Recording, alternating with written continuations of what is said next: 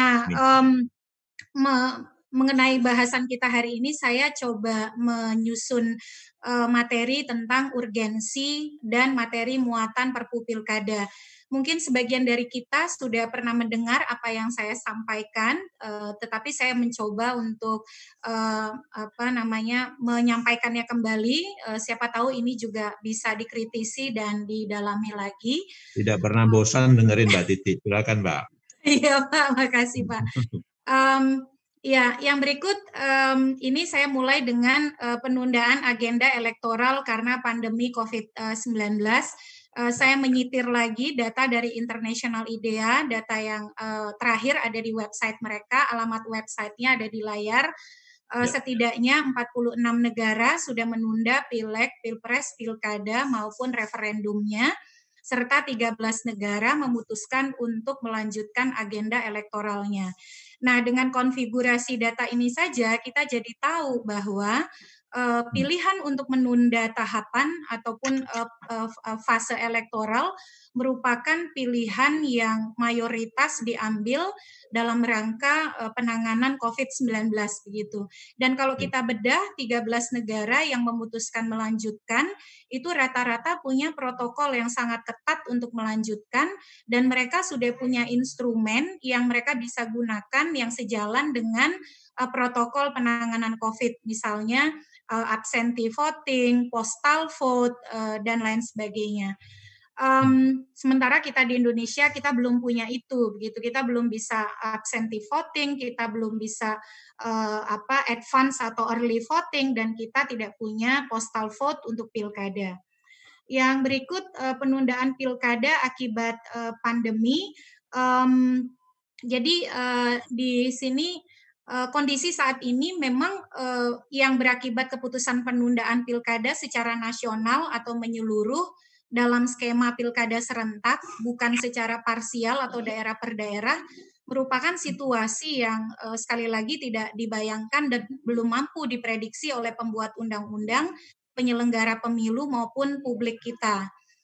Kondisi ini pun merupakan hal yang tidak terduga bagi negara-negara di dunia, namun sekali lagi ada respon yang berbeda dari setiap negara dalam menyikapinya.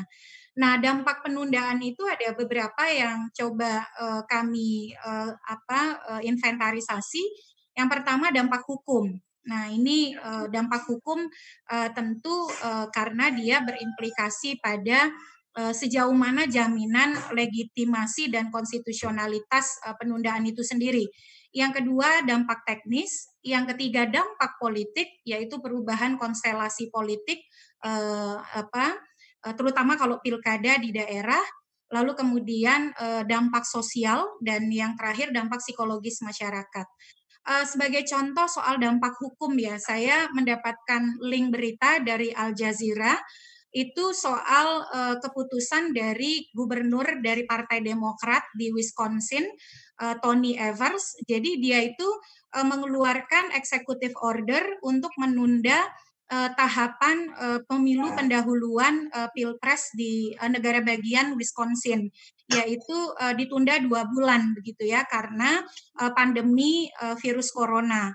Tetapi ternyata executive order itu kemudian dibatalkan oleh Mahkamah Agung negara bagian yang meminta agar tetap dilakukan pemilihan dan putusannya itu hanya beberapa jam sebelum TPS dibuka gitu ya. Ini memperlihatkan betapa keputusan soal penundaan itu punya implikasi hukum yang tidak sederhana. Bahkan kalau dia tidak di framing dengan legal basis yang kuat, dia rentan untuk dipersoalkan. Contohnya di Wisconsin ini. Dan alasan si hakim Mahkamah Agung, dia beranggapan karena ini soal office term yang berakhir dan memang harus secara reguler diisi, oleh karena itu harus dilanjutkan. Ini salah satu contoh kasus bagaimana implikasi hukum dari penundaan kalau dia tidak dibingkai oleh legal framework yang kuat.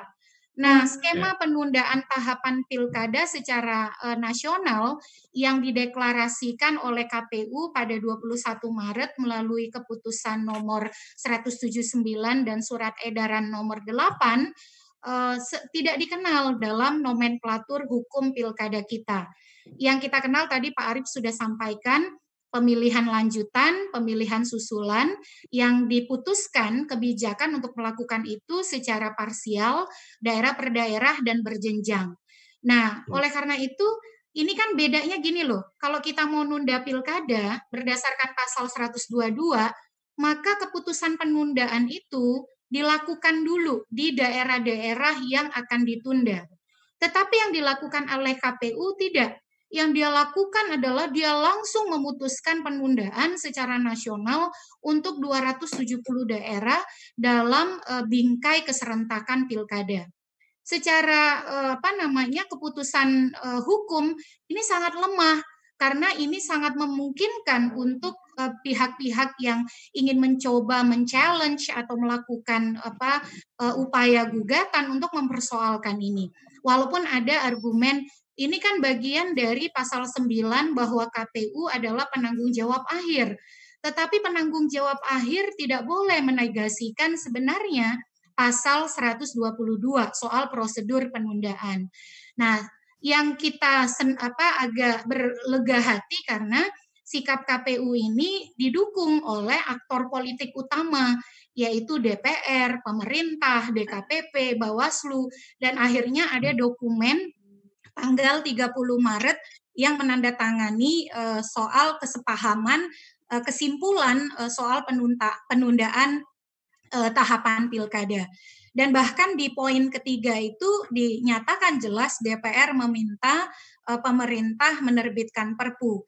Nah, bagi saya sendiri Pak Hadar, soal urgensi itu sudah tidak terbantahkan karena kalau kemudian itu tidak dianggap urgen, maka tidak mungkin 5 aktor utama kepemiluan ini menandatangani dokumen pada 30 Maret lalu. Itu dari mohon sisi... maaf Mbak Titi, tapi pasal mana yang di dalam undang-undang kita yang membuat itu menjadi urgen? Tolong. Nah, ini yang mau saya jelaskan, Pak. Maka karena begini, langkah yang diambil KPU itu adalah langkah yang tidak sejalan dengan pasal 122. Tadi sudah disampaikan oleh Pak Arief. Oleh karena itu tentu harus ada landasan hukum yang memayungi sikap KPU itu. Bisa saja ada yang mengatakan begini, kalau misalnya penundaan yang dilakukan oleh KPU itu nanti diikuti oleh langkah-langkah yang diambil oleh setiap daerah, masing-masing 270 daerah ini sesuai dengan pasal 122 gitu ya, Undang-Undang Pilkada. Oh, itu tidak bisa dibenarkan karena kita menggunakan asas berlaku surut. Jadi kita menggunakan basis keputusan yang baru akan dibuat untuk melegitimasi sebuah tindakan yang sudah dilakukan gitu. Jadi mau tidak mau tindakan yang dilakukan oleh KPU yang tidak sejalan dengan pasal 122 itu harus diluruskan oleh Perpu. Nah, maka Perpu harus hadir untuk merevisi materi yang ada di dalam pasal 122 itu, Pak Hadar. Yang paling mendesak itu sebenarnya di sana, begitu. Memberi legitimasi pada langkah yang diambil oleh KPU, dan kita memahami KPU memang harus mengambil langkah itu karena sejalan dengan perintah konstitusi untuk melindungi segenap bangsa, begitu ya. Tetapi kita perlu basis hukum yang kuat sehingga dia tidak dipersoalkan. Nah, terkait dengan pasal lain yang sangat diperlukan, menurut saya ini slide terakhir Pak Hadar.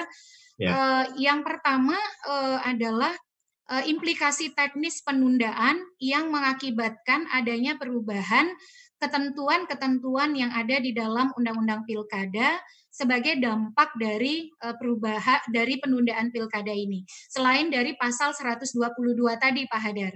Yang pertama soal masa kerja petugas ad hoc, Pak. Karena kan kalau misalnya nanti mereka dilanjutkan lagi, sementara ada petugas ad hoc yang sudah dibentuk dan ada yang belum dibentuk, itu harus diberikan kepastian. Nah, ini soal menjaminan pada hak orang atas sebuah pekerjaan yang sudah dia ikuti prosedurnya dengan tertib begitu. Yang kedua, waktu pemungutan suara. Nah, meskipun bisa dilegitimasi oleh revisi atas pasal 122 dengan menambahkan konsekuensi kewenangan KPU di dalam menyatakan penundaan pilkada secara nasional, tetapi pasal 201 ayat 6 itu tetap harus disesuaikan, Pak, karena otomatis dia terdampak gitu ya. Lalu kemudian juga soal status tahapan nih, karena akhir tahapan setiap daerah sebelum penundaan itu kan berbeda-beda, Pak Hadar. Ada yang ditunda ketika PPS sudah dilantik, ada yang ditunda ketika PPS belum dilantik. Nah, kalau kita melanjutkan tahapan, tentu harus ada otoritas pada KPU untuk menentukan, ini berkaitan dengan substansi yang kedua, jadwal pilkada yang berkaitan dengan titik mulai tahapan pasca penundaan. Jadi itu apakah pasal baru otomatis kan? Karena sekali lagi ini dalam desain kita kan desain pemilu serentak ya. Kalau penundaan ala pasal 122 yang ada sekarang itu kan desain penundaan secara tidak serentak. Nah, bagaimana cara kita menyerentakkan kembali ini? Mestinya fleksibilitas itu diberikan pada KPU. Makanya di sini saya menulis agar soal jadwal itu supaya karena kita tidak tahu Pak Hadar pandemi COVID ini akan berakhir kapan, tidak menentu, ada yang mengatakan puncaknya Juli begitu ya. Kalau puncaknya Juli otomatis yang tadi seperti disampaikan oleh Pak Arief, bulan Juni kita sudah mulai, itu belum tentu bisa kita lakukan. Nah, itu juga fleksibilitas itu mestinya diberikan oleh Perpu kepada KPU seperti klausul kedua di dalam kesepakatan atau kesimpulan 30 Maret yang lalu. Nah, yang ketiga Pak Hadar, kalau memang ingin memastikan alokasi anggaran, seperti yang kita sering banyak diskusikan, kalau kesepakatan keempat di rapat tanggal 30 Maret itu akan jadi direalisasikan, maka perlu juga nih poin yang ketiga, bagaimana cara merealokasi anggaran? Kan harus dipayungi oleh Perpu tuh Pak Hadar. Karena kan ada perintah kepada dari butir keempat tanggal 30 Maret itu untuk realokasi anggaran. Nah, jadi saya kira itu hal-hal yang perlu diatur. Ada yang sifatnya merevisi pasal, tapi juga ada pasal yang perlu ditambahkan untuk menjawab situasi baru sebagai implikasi penundaan pilkada. Demikian Pak Hadar.